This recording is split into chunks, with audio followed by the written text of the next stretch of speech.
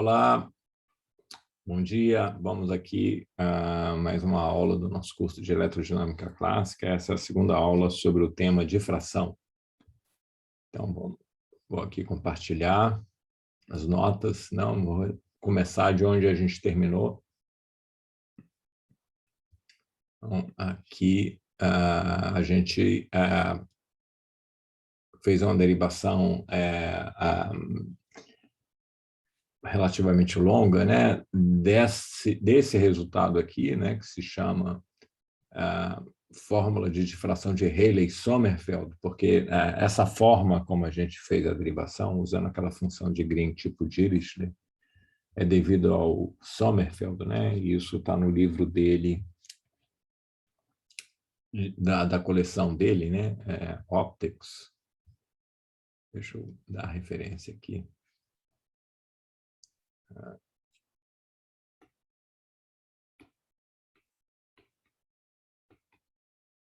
Do Sommerfeld, né? Então, é um dos volumes da coleção de física, né, que o Sommerfeld escreveu. E esse resultado, ele representa, né, de uma forma quantitativa, essa ideia, né, do Fresnel, isso se chama princípio de Huygens-Fresnel, né, e o Fresnel, lá no início do século XIX, ele propôs essa maneira de descrever a difração, descrever a propagação, né, da luz de uma maneira geral, usando as ideias do Huygens, né, que eram muito mais antigas, né, do século XVII. Né? E o Huygens tinha essa ideia de descrever a propagação de luz por meio dessas fontes secundárias. Né? Então, o Fresnel combinou isso, tornou isso um pouco mais quantitativo, combinou as ideias de Huygens com as ideias da interferência, que eram dessa época, contemporâneas do Fresnel, devido ao Young, né, um físico inglês. Então, combinando Huygens e Young, né, combinando a ideia dessas fontes secundárias e a ideia de interferência, o Fresnel formulou essa teoria para a propagação, para a difração de luz, né? E essa fórmula aqui, essa representação integral, né? Esse resultado aqui para o campo, na posição RP, né? Ela traduz bem essas ideias, né, do Fresnel. Vamos ver por quê aqui, vamos discutir isso aqui novamente. Então, isso aqui é dado por uma integral, né, sobre todos os buracos. Esse é o primeiro aspecto aqui importante desse resultado, né? Eu estou integrando não sobre todo o plano z igual a zero, né, que está aqui. Eu estou integrando apenas sobre os espaços, não sobre as seções do plano z igual a zero, que não são ocupadas pelo anteparo, por um obstáculo. Né? Então, eu estou chamando aqui, né, de buracos. Né? Então, eu integro, sobre, por exemplo, aqui sobre essa região e sobre essa região.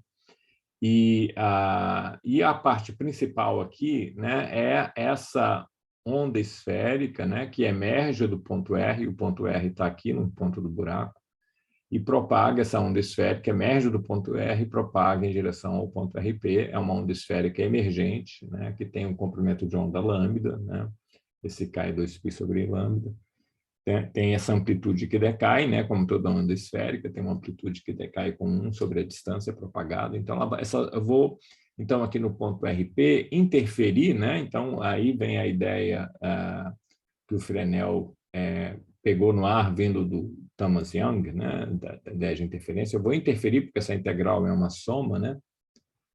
Aqui é uma soma sobre as contribuições, sobre todas essas ondas esféricas que emergem de todas essas fontes secundárias de Huygens aqui, né?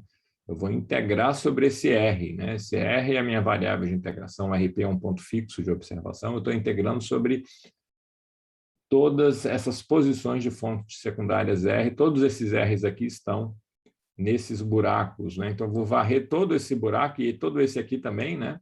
Então, por exemplo, eu posso ter uma fenda dupla, né? E aí eu vou ter o campo total dessa fenda, né? Que é a integral só sobre essa fenda aqui, somado ao campo dessa fenda, né? E isso vai dar uma interferência entre esses dois campos aqui no ponto RP.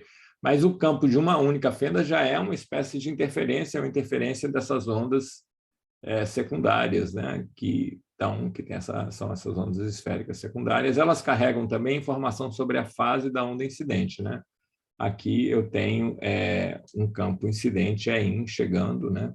Pode ser, por exemplo, um feixe de um laser, né? E esse campo EIN vai determinar tanto a amplitude dessas ondas, né? Isso aqui é um número complexo, tem uma amplitude, tem um módulo, né? E tem uma fase também. Essa fase pode ser muito importante em vários problemas, né?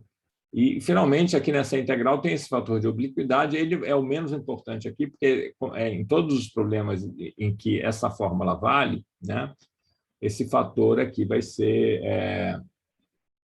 próximo de 1, na maioria dos casos, na maioria das aplicações que a gente vai fazer, são as situações características, né, da validade desse tipo de teoria.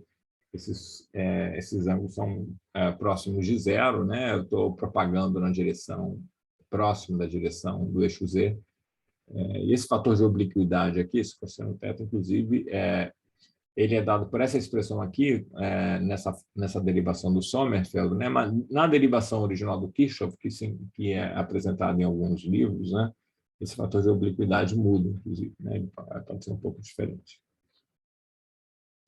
Bom, então, vamos explorar aqui na aula de hoje algumas consequências, né, dessa fórmula de fração de Rayleigh-Sommerfeld, né, que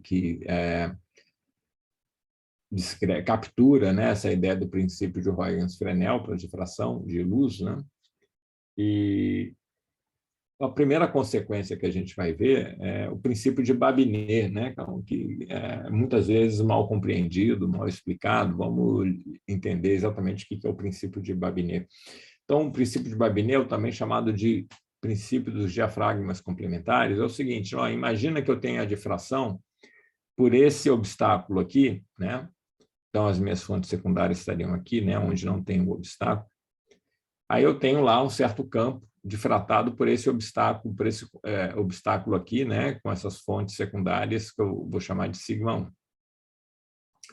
Aí eu comparo esse campo produzido por esse obstáculo com um campo produzido pelo obstáculo complementar. O que é esse obstáculo complementar? Esse obstáculo complementar é aquele tal, né, que se eu juntar esse obstáculo complementar ao meu obstáculo original, eu tenho um obstáculo cobrindo o plano todo. Ou seja, por exemplo, isso aqui é um disco, né? E esse disco tem um raio exatamente igual ao raio desse buraco circular. Então, esse disco aqui encaixa bem exatamente nesse buraco aqui do diafragma complementar. Ou seja, são dois conjuntos de fontes, né? Aqui agora eu estou falando dessa domínio, onde eu integro, o domínio de integração. Aqui, nesse primeiro caso, é sigma 1, no segundo caso, é sigma 2. Esses dois domínios, eles não têm interseção, e se eu fizer a união deles, eu tenho todo o plano XY. Tá certo? Se eu juntar sigma 1 com sigma 2, eu vou ter todo o plano XY, eu vou estar integrando, então, lá na minha fórmula de difração, eu vou estar integrando sobre todo o plano. Repara que aqui, ou eu faço o experimento, eu não estou combinando esses dois diafragmas no mesmo experimento, não, né? Ou eu faço a difração por esse obstáculo aqui, né, que tem esses buracos aqui, sigma 1, tem esse conjunto de fontes secundárias, sigma 1, ou eu faço a difração por esse sigma 2, né, ou um ou outro. Então, se eu tenho essa geometria 1, esse diafragma 1, eu vou estar integrando, né? Essa é a minha integral, lá, a mesma que eu tinha antes, a integral de Huygens-Fresnel, a integral de Rayleigh-Sommerfeld, né? Associada ao princípio de Huygens-Fresnel. Eu estou integrando sobre esse sigma 1 aqui. E isso vai me dar o campo E1 no ponto RP. Esse ponto RP eu não estou representando aqui para não ficar confuso. Mas digamos que aqui eu tivesse esse sigma 1 e eu vou calcular aqui o campo no ponto RP. Aí eu tenho essa expressão. É aquela que eu tinha escrito, eu estou integrando sobre sigma 1. Agora, eu troco, né? Em vez de ter esse obstáculo aqui, eu pego o obstáculo complementar. Ao invés de pegar o disco, eu pego o buraco de mesmo raio, né? E refaço o experimento com a mesma campo incidente. Eu uso o mesmo feixe de laser para iluminar o buraco, o mesmo feixe de laser que eu tinha usado para iluminar o disco, né? Eu tirei o disco e troquei pelo buraco, que é esse conjunto sigma 2 aqui. Eu vou ter um outro campo, que eu vou chamar de E2, eu vou ter um outro resultado, o campo no ponto RP vai ser diferente. Agora eu vou estar integrando sobre sigma 2, sobre o buraco circular. Esse campo E1 desse primeiro experimento tem algo em comum com o campo E2 do segundo experimento. Se eu somar os dois, essa soma eu faço só do ponto de vista formal teórico, não estou fazendo ela no experimento, não. No experimento eu uso a geometria 1 ou a geometria 2, mas não as duas ao mesmo tempo. Mas eu posso fazer esse cálculo aqui de somar esses dois resultados. Se eu somar esses dois resultados, como o integrando é o mesmo, e o integrando é o mesmo, porque eu estou usando o mesmo feixe incidente, eu vou estar integrando sobre a união desse conjunto sigma 1 com o conjunto sigma 2. Mas essa união, como esses diafragmas são complementares, é justamente o plano. E repara que não tem duplicidade, eu não estou contando duas vezes a mesma fonte secundária, porque esses dois conjuntos não têm interseção.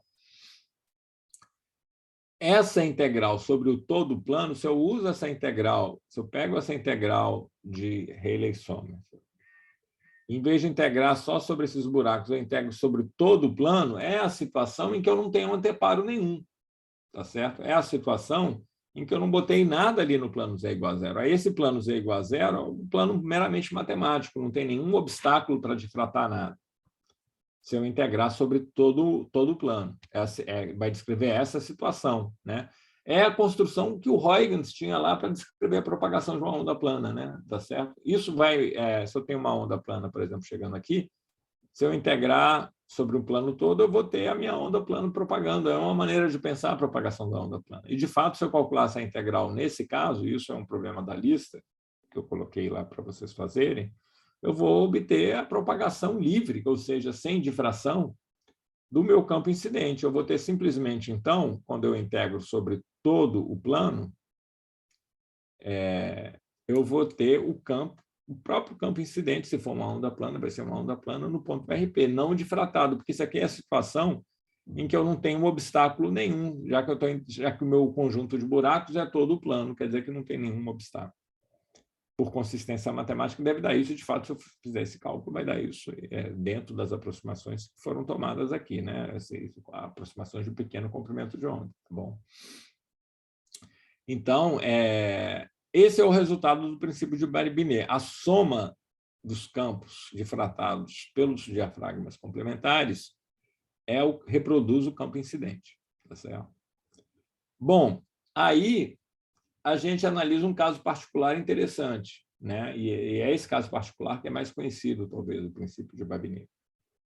Digamos que eu esteja olhando um ponto no meu anteparo, aqui esse anteparo azul de observação aqui, é aqui que eu observo o meu campo. Digamos que eu esteja observando num ponto aqui que não seria iluminado pelo campo incidente se eu não tiver nenhum obstáculo, porque aqui eu tenho um feixe de laser que tem um certo diâmetro finito. Se eu não tiver nenhum obstáculo aqui, o meu feixe de laser vai propagar e eu vou projetar e vou ter esse spot aqui, tá certo? Essa mancha aqui iluminada pelo laser. Vamos supor que esse meu ponto RP esteja fora dessa região iluminada pelo feixe de laser. Pelo feixe de laser, quando não tem obstáculo nenhum. Ou seja, isso quer dizer que esse meu campo incidente, nessa posição RP, é nulo. Tá bom? Bom, se esse campo é nulo nesse ponto RP, então eu vejo que E1 mais E2 tem que somar zero. Ou seja, um é o negativo do outro, ou seja, esses dois campos difratados pelos diafragmas complementares, nesse caso específico, em que eu estou olhando um ponto não iluminado pelo feixe incidente, esses dois campos, nesse caso, eles têm que estar em oposição de fase, eles têm que ter a mesma amplitude e estar em oposição de fase. Um é o negativo do outro. Quando eu calculo a intensidade, que é o quadrado, essa fase π desaparece. Então, eu chego à conclusão que, nesses pontos não iluminados, as intensidades difratadas por diafragmas complementares são iguais. Atenção que isso não vale aqui, né? Porque isso pode gerar, né? Eu já vi muita gente ficar muito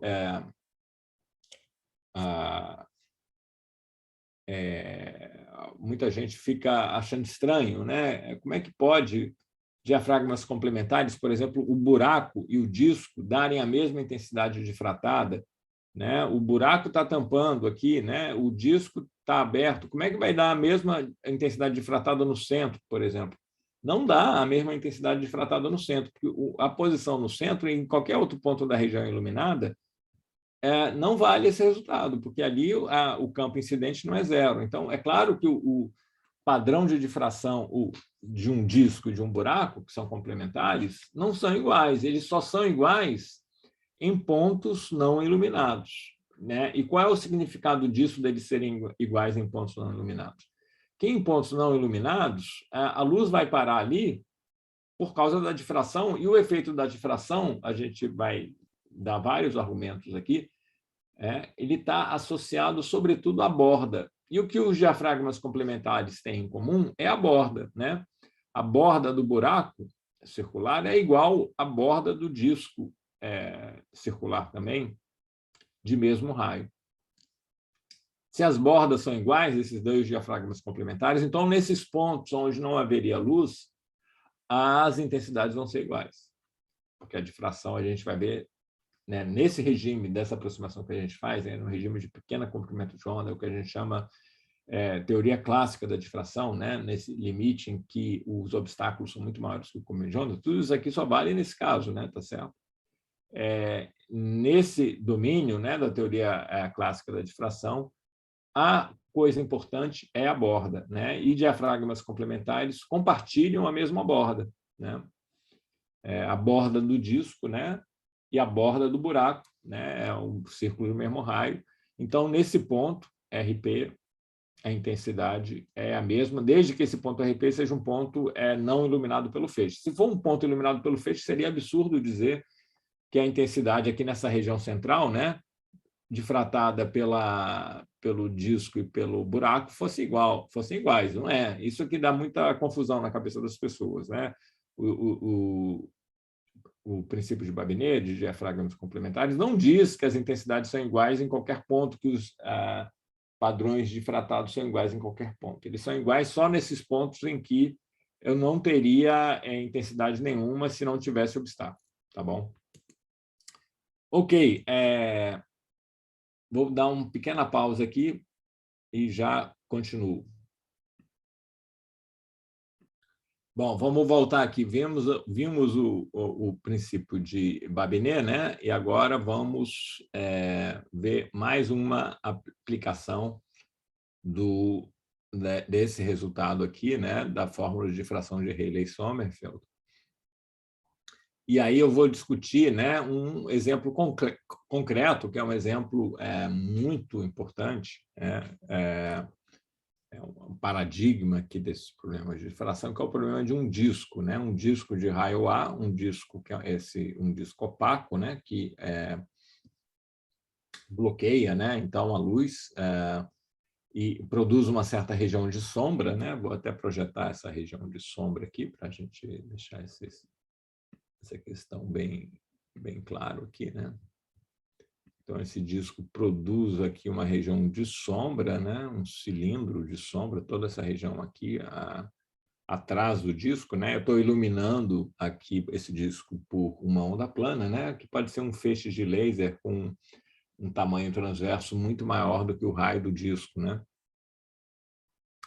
E eu vou iniciar aqui esse tipo de situação, depois a gente vai fazer um estudo um pouco mais geral, né, do problema da difração do disco. Mas aqui, nesse início, eu vou fazer o cálculo mais simples possível, que é o cálculo do campo ao longo do eixo de simetria, né, desse disco, né, esse eixo Z aqui, né, esse disco tem essa simetria de rotação em torno desse eixo Z, que aqui toca no centro, né, do disco, né? Então, é um eixo perpendicular ao plano que contém o disco, ao plano XY, né? E que passa pelo centro do disco. Então, vamos calcular nesse caso. Então, esse é um problema que tem uma simetria muito grande, o que torna o cálculo bem simples, né? E essa simetria também está associada ao fato de que eu estou supondo aqui que eu tenho uma onda plana, incidente, né?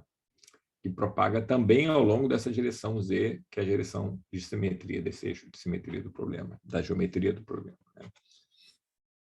Então, vamos calcular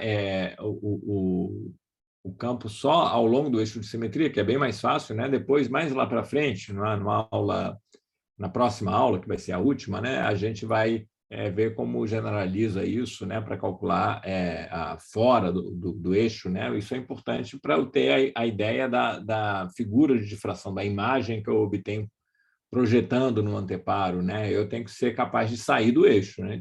De calcular também fora do eixo.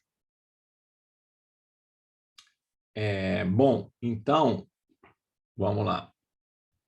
Então, deixa eu só fazer uma pequena verificação aqui. Então, eu vou...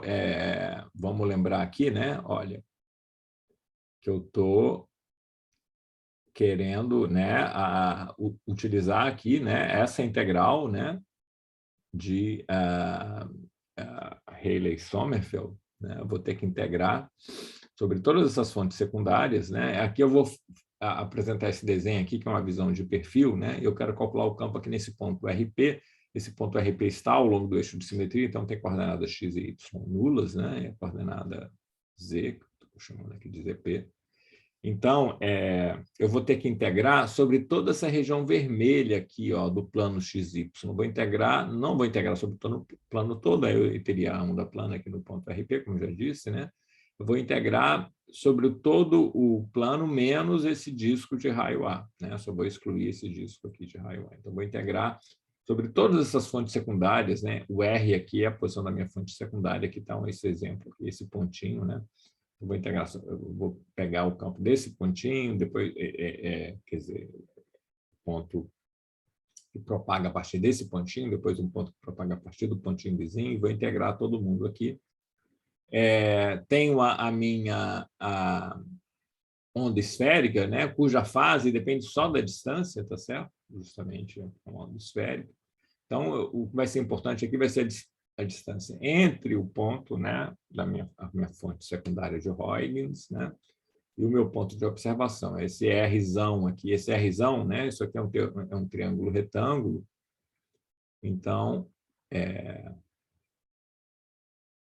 é um triângulo retângulo, né? Então, esse triângulo aqui é na origem, o ponto, que é o meu ponto R, digamos, a fonte secundária de Huygens, e o meu ponto de observação, isso forma um triângulo retângulo, R é a hipotenusa, então ele é a raiz dessa distância entre o ponto da fonte secundária e o eixo, né, que eu chamo de ρ. Isso aqui é um cateto, outro cateto é o ZP, né? Então, o ρ é dado por essa expressão. Na minha fórmula lá de Rayleigh-Sommerfeld aparece também esse fator de obliquidade, que é o cosseno desse ângulo aqui, o ângulo em relação à direção frontal, né? Em relação à direção Z.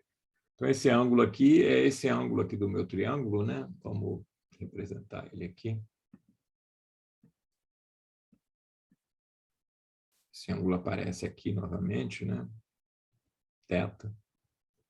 E o cosseno de θ, que é o que me interessa, né? É o cateto adjacente, que é o ZP, sobre a hipotenusa R. Então, esses são os ingredientes que eu preciso para calcular a integral de Rayleigh-Sommerfeld, né? Tem esse pré-fator aqui, lambda é o comprimento de onda, tem o campo incidente, né? Aqui vamos dar uma paradinha só para a gente... Aqui eu tenho o campo incidente calculado nesse ponto aí, R, né? Eu preciso saber o EIN nesse ponto R, tá bom? Mas o EIN em R, como esse R não tem componente Z, ele é simplesmente a zero. Ou seja,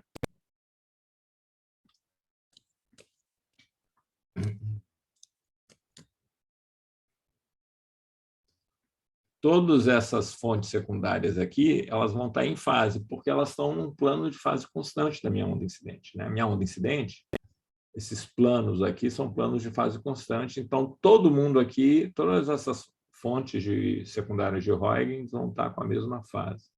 Então, ela nem aparece aqui, e tem também a mesma amplitude, é zero, que eu coloquei aqui para fora da integral.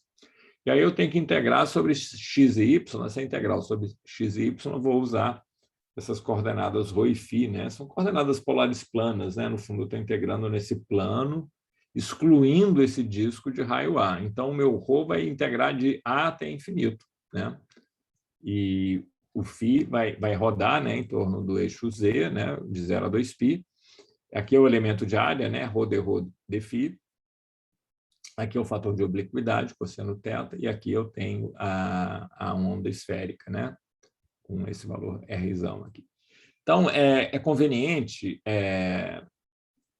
primeiro, a gente perceber que eu posso calcular essa integral sobre dφ convenientemente, ou seja, não importa qual é a coordenada φ desse ponto R, né, esse R aqui vai ser o mesmo. Essa aqui é a vantagem de estar num ponto ao longo do eixo de simetria, né? Esse R não depende de φ, né? Ninguém aqui de fato depende de φ, então a integral em dφ vai dar simplesmente um fator 2π, né?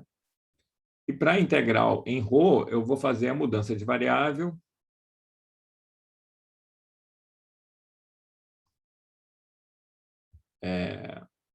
Eu sei que o R2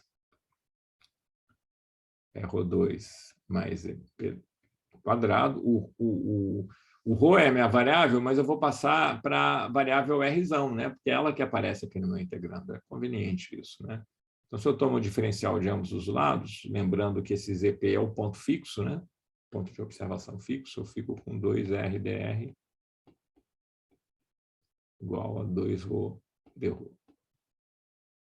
Então, esse ρ dρ que está aqui, ó, é igual a R dr.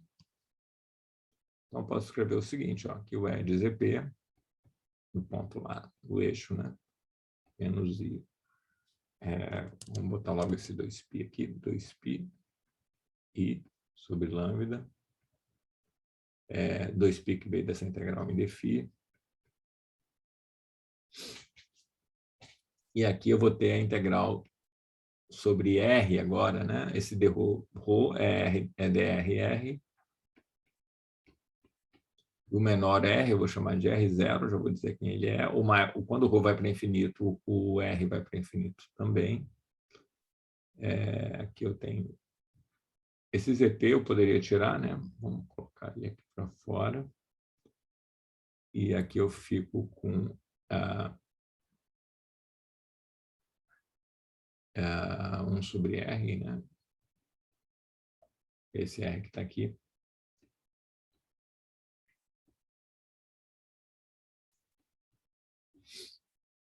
Então, quem é esse R0? O R0 é o R quando o ρ é zero, né? Então, eu vou desenhar ele aqui, ó.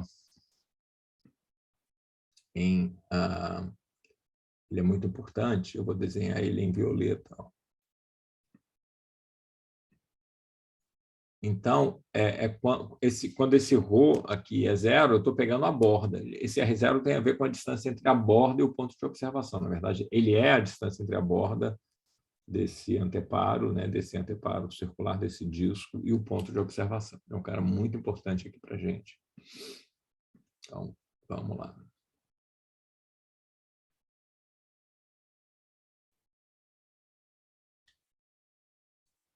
Aqui não deu muito certo.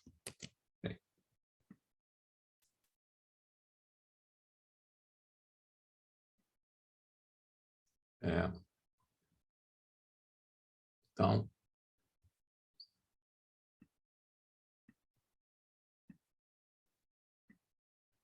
aqui eu tenho o R0. Essa distância entre a borda e o ponto de observação, né?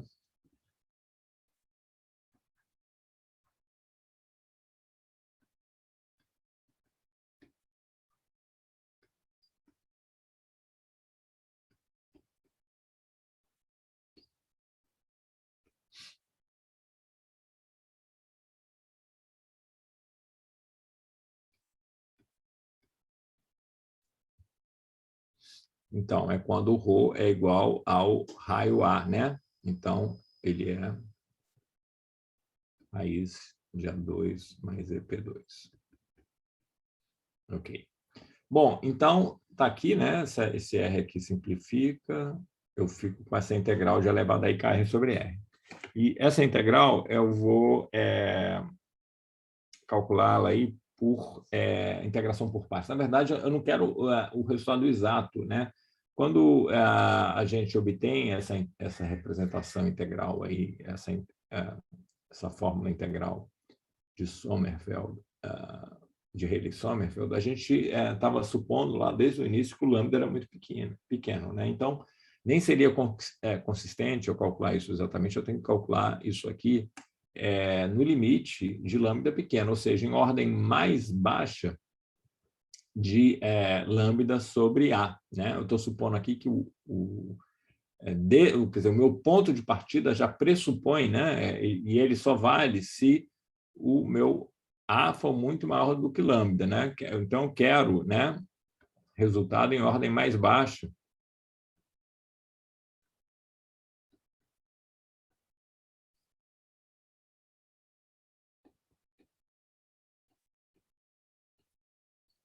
de A sobre lambda, de lambda sobre A, perdão, lambda sobre A é pequeno, né? E esse lambda é 2π, né, sobre K. Então, e eu estou supondo que esse cara, né, é muito menor do que 1. Então, vou integrar isso aqui por partes, tá bom? Eu vou pegar fazer uma integração por partes, eu vou calcular essa integral aqui. Vou pegar mais uma página aqui.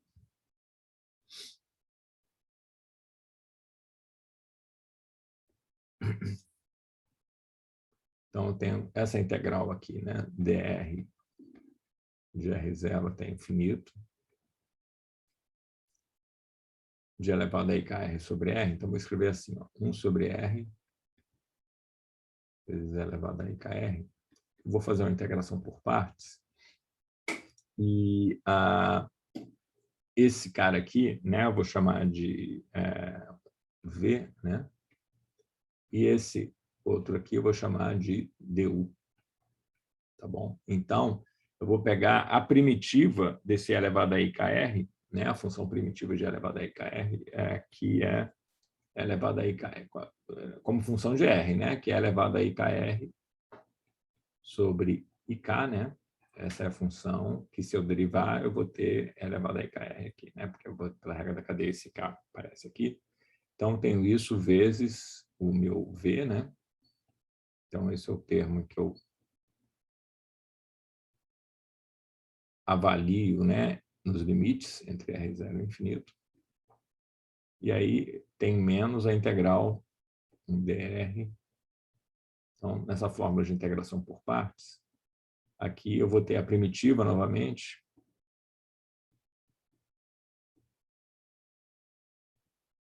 E aqui eu vou ter a derivada, né? O dv, né? Então, tem a derivada que aqui é menos 1 sobre R2.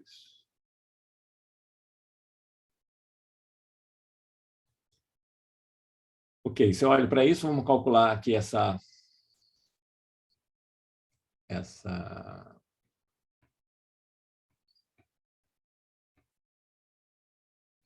esse termo de contato aqui nos limites, né? Esse cara aqui no infinito dá zero, né? Tem esse 1 sobre R aqui que já garante isso. Então, eu vou ter I, né? Vai ficar um menos 1, e aí menos 1 sobre I eu posso escrever como sendo I elevado a IKR zero, né? Estou avaliando isso aqui em R0, dividido por K, R0.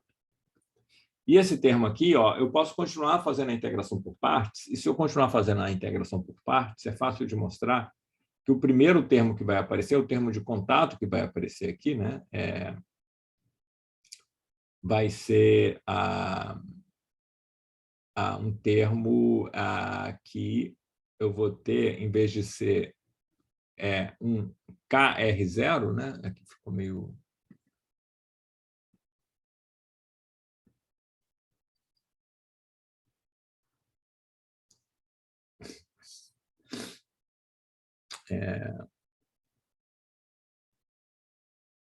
Aqui eu esqueci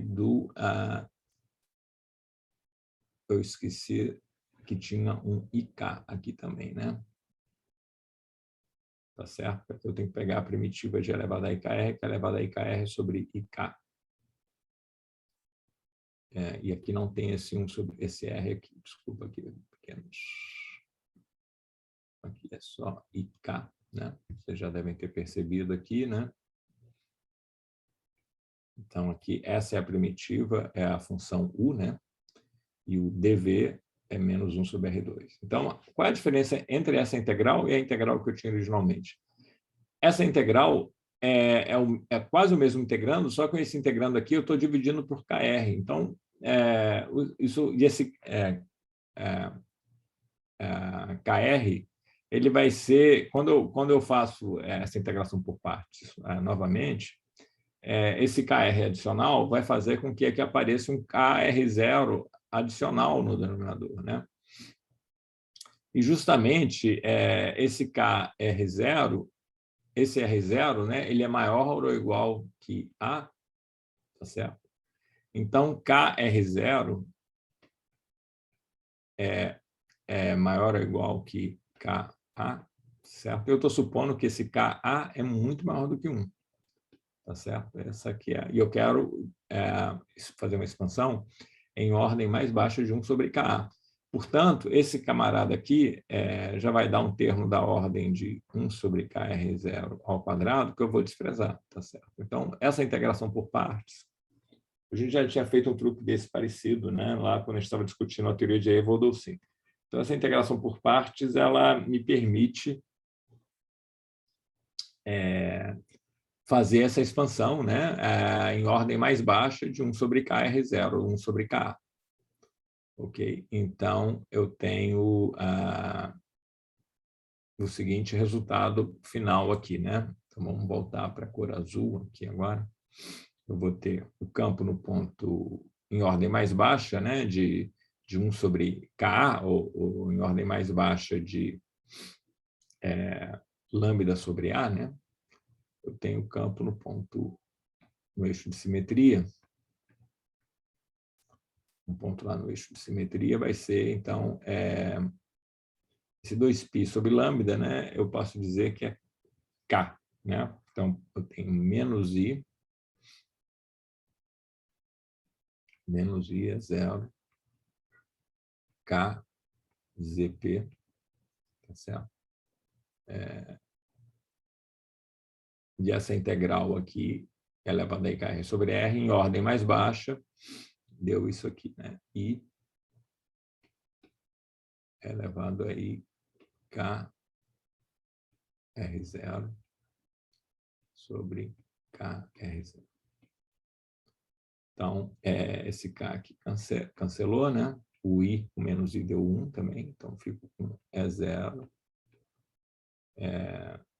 ZP sobre o R0 é raiz de ZP2 mais A2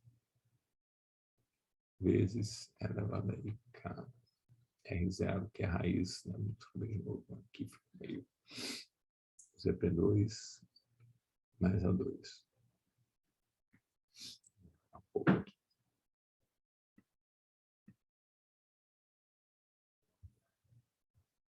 Então,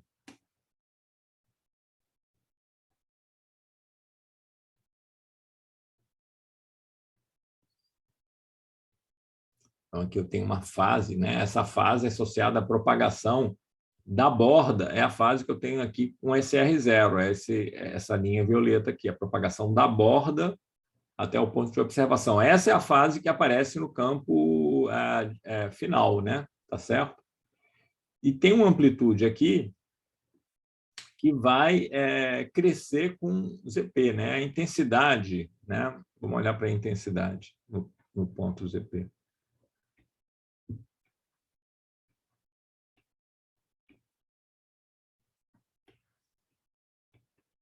essa intensidade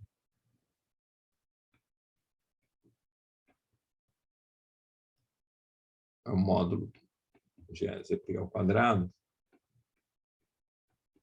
Então, vai ser a intensidade incidente, né? Que é a intensidade incidente, vezes ZP ao quadrado sobre ZP ao quadrado mais A2. Então, olha o que está acontecendo com essa intensidade incidente. Ela está crescendo, né? E vai saturar, né? Para ZP muito grande, ela vai saturar, essa fração vai saturar 1 em 1, ela vai saturar, então, né? Na intensidade incidente. A intensidade difratada nesse ponto ZP, ela começa do zero para ZP igual a zero, né? E ela vai subindo até chegar na intensidade incidente, que esse é zero ao quadrado aqui, que é a intensidade incidente. Vou fazer um esboço aqui do gráfico rapidamente.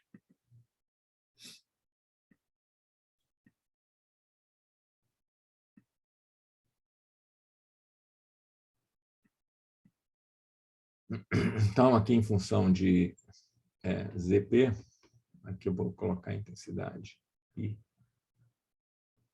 o ponto ao longo do eixo, né, de coordenada ZP. Então, aqui, ó, esse cara vai se aproximando do valor da intensidade incidente.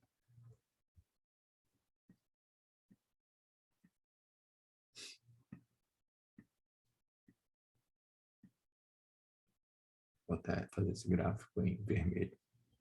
Então, é uma curva que faz mais ou menos assim, ó.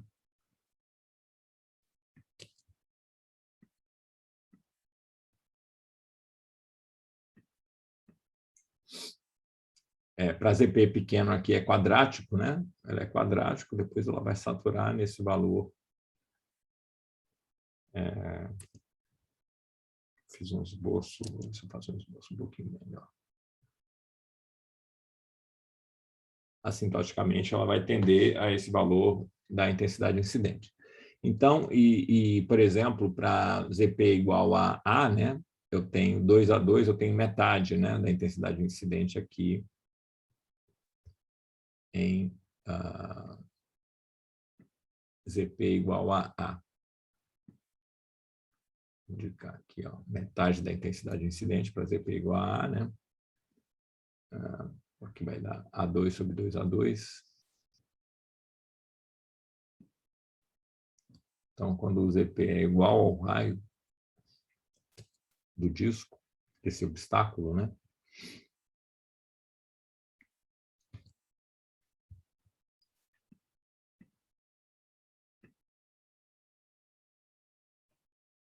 Tem metade, e aí ele vai saturando lá nesse valor da intensidade incidente. Esse resultado tem uma história muito interessante, né?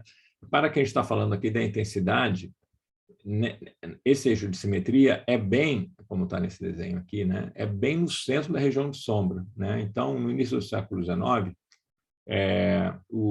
esse resultado aí que a gente acabou de derivar foi usado pelo Poisson, né, que era membro de um júri, né, de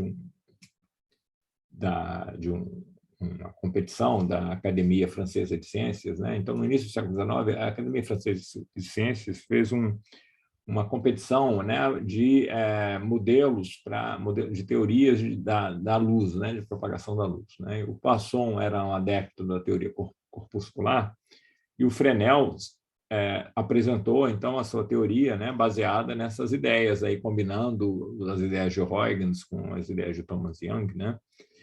E o Poisson, membro do júri, né, foi tentar buscar uma evidência de que aquela teoria não poderia fazer sentido. E essa foi a evidência que ele encontrou, né? Ele encontrou essa evidência de que a teoria do Fresnel não poderia fazer sentido, porque ela previa um máximo de intensidade aqui, nesse ponto. E repara que esse é o resultado que a gente está obtendo aqui, né? É a intensidade ao longo desse eixo de simetria, que é bem o centro da região de sombra.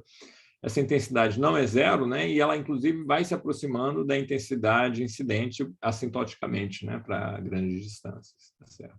Então, o Poisson isso aqui é chamado mancha clara de Poisson. Então, Poisson que fez esse cálculo, partindo do formalismo teórico do Fresnel, né, no início do século XIX, e ele apresentou isso para os colegas do júri como argumento de que não poderia ser... então, essa teoria não poderia fazer sentido porque ela previa uma coisa que era absurda, né? Nunca ninguém tinha observado uma mancha clara, né, no centro da região de sombra de um obstáculo que projeta uma região de sombra circular. Pode ser um disco, pode ser também uma esfera, né? Porque aí o que vai ser importante vai ser a borda, o diâmetro da esfera maior, né? Que é iluminado por um feixe de luz, né? Então, aqui está um esquema, né, desse tipo de experimento, e esse argumento do Poisson, né, acabou sendo derrubado pela realidade experimental, né? Isso é super importante, né? Entender que a física é uma ciência experimental e a última palavra é sempre do experimento.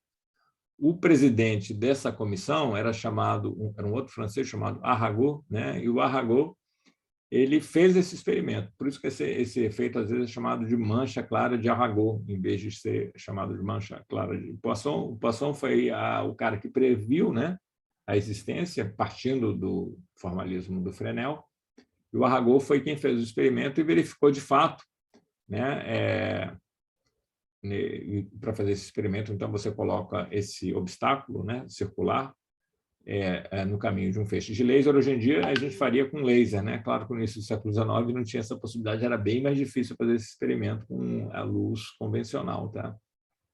Não impossível, mas bem mais difícil. Mas com laser é bem mais fácil. Então você tem que ter esse obstáculo bem circular, ele tem que ser circular na escala do lambda, tá? Então na escala de fração de micron, tá? Então tem que ser bem feito. E você observa, então, lá no centro da região de sombra, esse pontinho brilhante, né? Aqui está uma imagem feita aqui com esse experimento feito com esse laser aqui verde, né? E você tem esse pontinho brilhante bem no centro da região de sombra, né? Qual é a interpretação física disso, né? Por que tem esse máximo lá bem no centro, né? E repare que o máximo é lá no centro, né? A gente vai voltar a discutir isso um pouco depois. Isso é porque, bem lá no centro, eu tenho a interferência construtiva, né, entre as ondas esféricas que provêm de todos esses pontos aqui, né? Vou desenhar isso aqui em violeta. Todos esses pontos aqui da borda, e a borda é que é importante, tanto é que a fase, né, é a fase associada a essa propagação entre cada um desses pontos da borda e o ponto de observação. Esse ponto de observação e a geometria circular tem essa característica de que todas essas ondas esféricas que emergem de pontos da borda vão chegar nesse ponto em fase, então vão produzir uma interferência construtiva e vão produzir essa mancha clara de Poisson. Então, por isso que isso tem que ser bem circular, né? Não posso ter uma superfície rugosa aqui numa escala comparável ao lambda, daí eu vou perder essa condição de ter essa interferência construtiva aqui nesse ponto do eixo de simetria. E isso vale só no eixo de simetria. Se eu sair um pouquinho do eixo de simetria, se eu vier para cá, por exemplo, eu não tenho mais essa condição favorável de interferência construtiva, porque aí as distâncias de propagação para esses diferentes pontos da borda não vão ser mais iguais, né? Vão ter uns pontos da borda aqui que vão estar mais perto, outros que vão estar mais distantes desse ponto de observação. Então, tem a ver, né? Essa mancha clara tem a ver com a geometria, né? Com essa simetria da geometria do obstáculo, e tem a ver quando está pegando o campo bem no eixo de simetria. É um resultado surpreendente, porque ali é onde eu esperaria, né, o mais escuro possível, porque é bem no centro da região de sombra. Ao invés disso, a gente tem esse pontinho brilhante, esse pontinho claro, que é a mancha de Poisson, também conhecida como mancha de Arago, né? Bom, eu vou ficar por aqui, e a gente ainda vai ter mais uma última aula, que eu vou gravar posteriormente, né, sobre difração, tá bom? E aí a gente vai, inclusive, nessa última aula, voltar a esse problema da difração por um disco, mas aí olhando o campo fora do eixo, tá bom? Ok, pessoal, bom fim de semana para todos, até breve.